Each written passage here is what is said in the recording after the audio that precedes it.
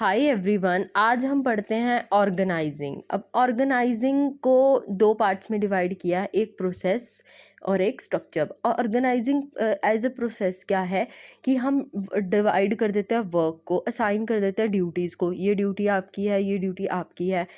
Reporting relationship बना देते हैं, जैसे सुपीरियर और सबॉर्डिनेट रिलेशनशिप आपने सुना होगा। सुपीरियर वर्क अलॉट करेगा और सबॉर्डिनेट का मेन काम क्या होगा कि वो वर्क को करेगा, ठीक है। और स्ट्रक्चर क्या है? It is a framework showing relationship among people, जैसे top management, middle management, lower management होते हैं ना, इसके बीच में रिलेशन।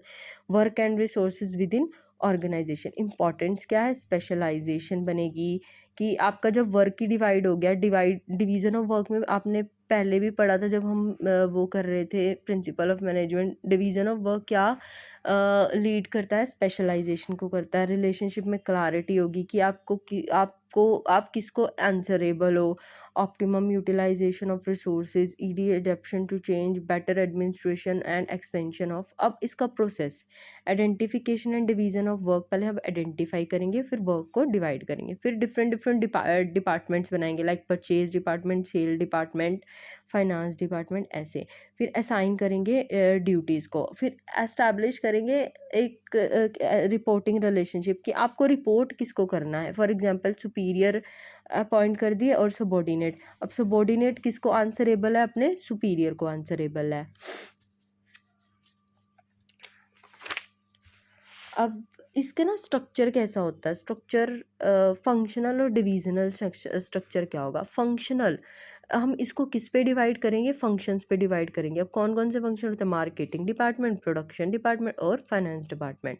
अब इसके एडवांटेज क्या है? Specialization, better control, greater efficiency, duplication कोई भी नहीं होगी आपके काम में, क्योंकि आपको पता है ना कि आपको ईजिली हो जाएगा ना, एम्प्लॉयज़ को पता होगा कि उसको किसके साथ डील करना है।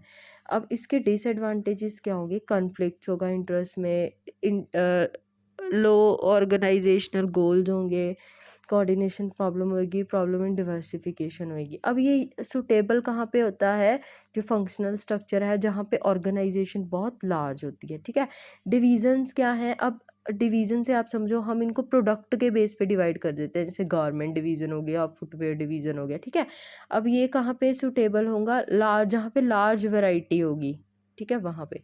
अब स्पैन ऑफ मैनेजमेंट क्या है? It show the number of subordinate. अब ये आपको बताएगा कि एक सुपीरियर के अंदर कितने सबॉर्डिनेट्स होते हैं, ठीक है जी। फॉर्मल ऑर्गेनाइजेशन तो आपको पता ही है ना, it is design by management to, ये मैनेजमेंट डिज़ाइन करता है क्या अचीव करने के लिए? ऑर्गेनाइजेशनल गोल।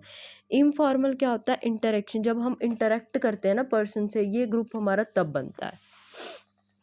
अब उसके बाद क्या है?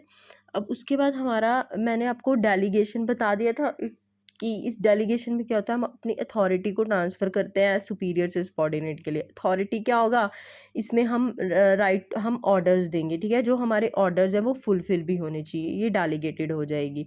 रिस्पॉन्सिबिलिटी में क्या होगा? ऑब्लिगेशन होगी कि ये काम आपको करना ही करना है। अकाउंटेबिलिटी क्या होगी? आपको आंसर देना है जो कि आपने काम किया। अब एक बात सुनो, अब जो रिस्पॉन्सिबिलिटी है ना, वो दो टाइप्स की होती है। एक होती है रिस्पॉन्सिबिलिटी फॉर, जो कि हम डेलीगेट कर सकते हैं, आगे दे सकते हैं, बट जो रिस्पॉन्सिबिलिटी टू होती है ना, हम उसको कभी भी डेलीगेट नहीं कर सकते, ठीक है। ये चीज़ आप ज़रूर से याद रखना।